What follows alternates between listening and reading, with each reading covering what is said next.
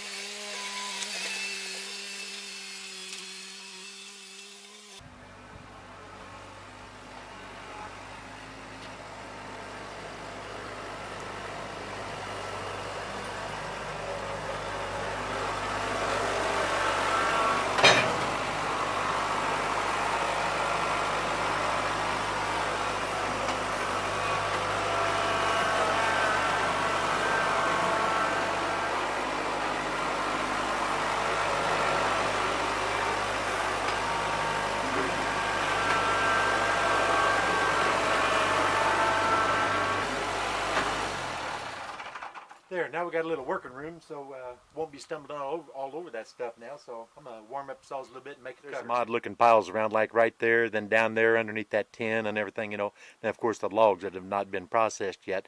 But there's a reason for that. We don't take a good wood and waste room in the woodshed. This here is nasty wood that we burn in our shops, in our workshops. We don't waste the space. We save the space in the woodshed for mostly good hardwoods, you know, the oaks and everything of that nature, you know, hard maples, oaks, and some other things, and the occasional red cedar or pine that we can use to bust up for kindling. You know, sometimes getting wood from a tree trimmer is somewhat of a challenge. If you look, there's some nasty looking cuts, odd lengths, odd angled cuts, just all kinds of weird things. But like I said, we don't really care. It just takes a little bit of time to process sometimes. But I think what I'm going to do today, I'm going to go ahead and concentrate a little bit over here and block off some of the older logs. Now I want to take a few minutes just to kind of clarify what you're looking at. You're going to see a lot of smoke and everything coming off of my or out of my saw. I inadvertently, the last 2 gallons of gas I mixed, I put a double amount of 2-stroke oil in the container. That's kind of silly. I should go to town and get me 2 more gallons of gas and make it correct, but I haven't been to town yet. So it's going to smoke a little bit until I get done with this this gallon or 2, you know. But you know, things happen. The worst thing that'll happen, it'll follow the plug, or maybe the exhaust spark arrestor or something like that, or the exhaust muffler, whatever, might plug up. Might have to do a little service on it, but it's not a big deal. The saw I'm using right here, I'm starting off with an old 026. Now it's an ancient saw. Well, I shouldn't say ancient. It's got some years on it. Bought it pretty cheap used. It's been my go-to saw for a long time because it's light and easy to handle. I got an old 44 sitting there on a block. And I got 029 in the shed and a couple 031s and then a couple of bigger saws too. But this is the go-to saw for all this small stuff. When it gets up anything bigger than 16, 18 inches, I like to grab the 044 or something like that, maybe one of the 038s. It just does a much better job. Does much better job. Not nearly as hard on the saw itself. Um, Another thing I want to point out, it looks like I'm cutting down very near the ground, and I am. But these poles, these logs have been sitting here for a couple of years, so it's got a lot of leaves and stuff like that falling out of the trees on it, and of course the bark falls off the logs. But what we do when we set these logs down, we don't lay them on the ground. We pick out select straight pole wood pieces, 10, 12 foot long, and we stack the logs on those pole wood pieces to keep them, 3, 4, 5, 6 inches off the ground. So what we do is before we get started, we reach in there with our feet and we kick out all the stuff as much as we can around the very bottom log, and we know that we've got several inches before we come in contact with the ground in most of the cuts.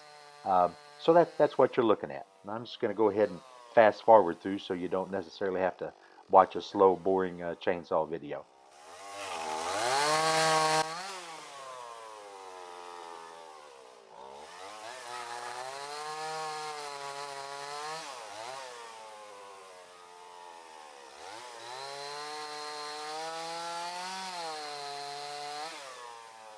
This is the way we cut a few, toss a few, work right on into the pile.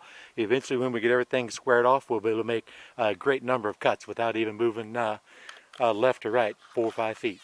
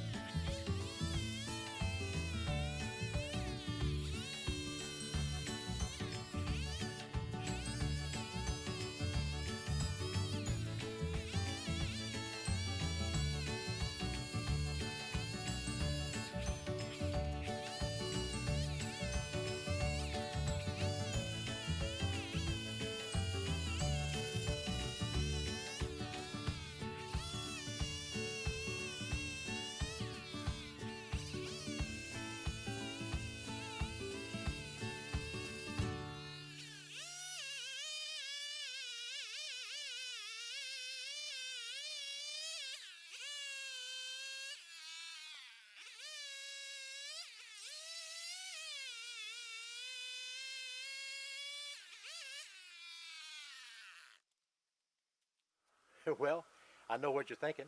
Probably kind of silly crawling all over them that log pile, But you know what? There's a little bit of inherent danger in virtually everything you do. You can die eating a fried chicken. You can get a chicken bone stuck crossways in your craw, and heck, you can die on the way to the hospital. You can die in a car crash, And I've been doing this for a great number of years, and I ain't dead yet. So like I said, it ain't for everybody. Do your own thing, you know, as long as y'all heat with wood. Uh, you know, we're beating the system. We're kind of beating the man, you know what I mean? So do what you want to do. I just do this for fun. The videos for fun. So don't beat me up too bad. I ain't gonna listen to you anyway. Should fire the big saw up for that one right there on the bottom, but.